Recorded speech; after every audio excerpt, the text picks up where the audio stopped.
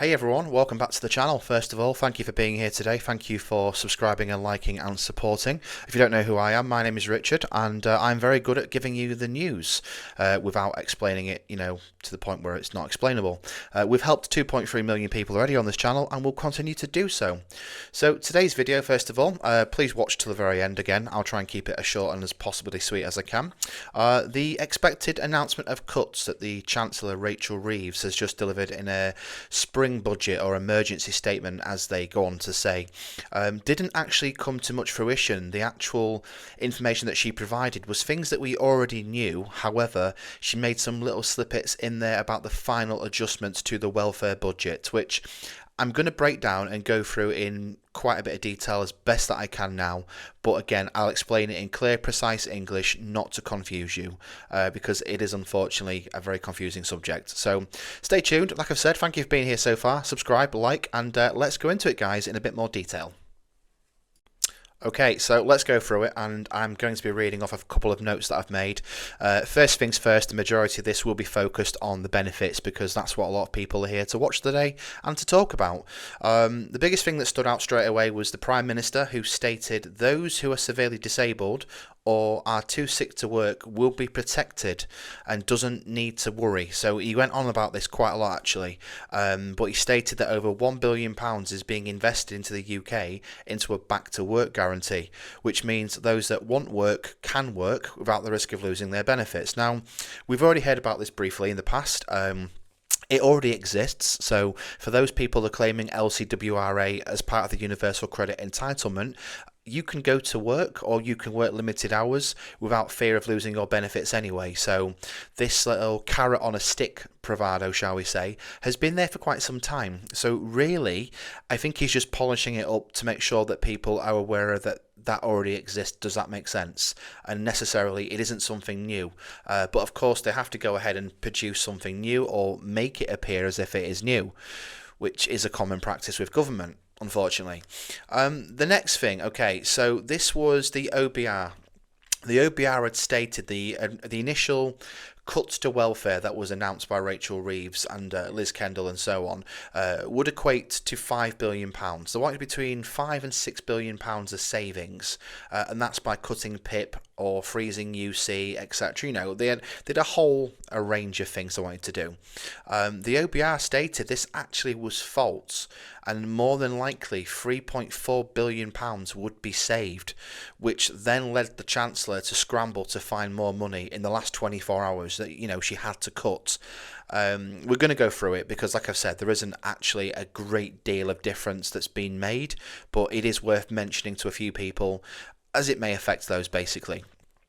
Labour's bashed on again about the 22 billion black hole left by the previous government, multiple times actually, and they had this issue where they seem to be kind of telling people the reason why their benefits are being cut is because of the Conservative Party, which left this £22 billion black hole, which they do seem to keep bashing on about. Personally, I would have thought that ship would have sailed by now. Instead, it's on the way to the beaches of Dover, arriving from France, apparently. So we'll see how that goes in the future. Now, I'm going to read this, and again, I've written this down in a bit more detail. So what I've taken today from this is that new claimants going for the health entitlement of universal credit, so that is LCWRA, will have it cut by 50%. So the current rate, I believe, is £416. Those new claimants, and this looks like to be from immediate effect with what I understand. Again, I could be entirely wrong with this one, because we're still waiting for the green paper to be, finally agreed upon, shall we say, or turn into a white paper. But she stated that 50% of, new claimants will lose 50% of the amount. So instead of the £416 a month, you'll lose 50% of that, so £216 you'll receive, and that is it. Current claimants will not have their amount touched. They will maintain the same. However, moving forward, the annual rate will be frozen, and people currently claiming LCWRA should not expect the rate to increase with inflation. So it's kind of backtracking a little bit, because originally the idea to freeze PIP was there, if you remember. They then stopped that, and now they've decided that the LCWRA entitlement instead will be frozen.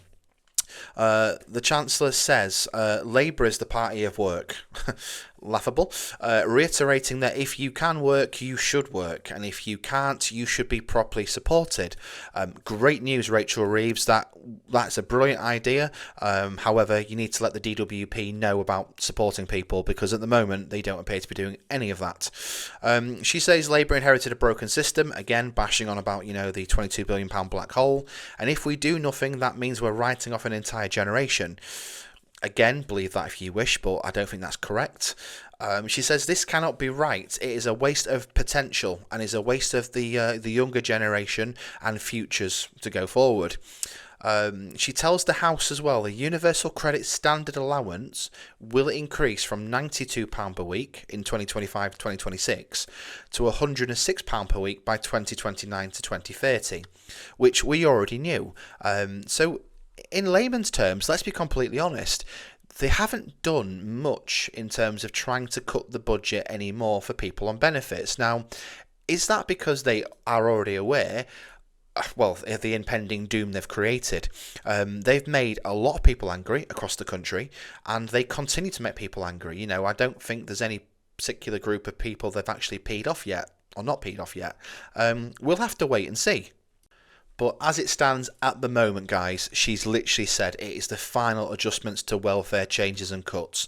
So what we've previously reported on other videos, which I'll link somewhere down below or whatever, you can go and watch that back, and give it a read. If you haven't seen the green paper yet, again, I'll put links down below for you all to go and have your say on it. There has been some rumours, shall we say, in the background that people are saying the green paper is a done deal and it's all sorted and signed off. No, it's not just yet. They've got until June the 30th to make the decisions. But by looking at this, talking through a personal experience, it kind of seems to me that they are backtracking somewhat because they don't want to push any more than what they necessarily have to in terms of welfare cuts. This could potentially mean that from June onwards this year, or even maybe a bit later, we do see a complete reversal of their original idea to cut the benefit bill. Again, we'll have to wait and see.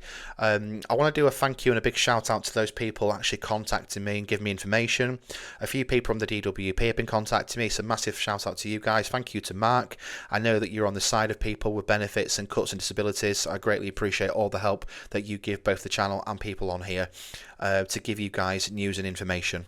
Now, if anything changes or pops up, again, I will let you know. But like I've said, unfortunately, it was a very, very short spring statement. Not much in terms of the budget changes, which in some respect is good for disabled people and those on lower incomes. But we will have to wait and see, guys, moving forward, possibly now up until June, if anything does change.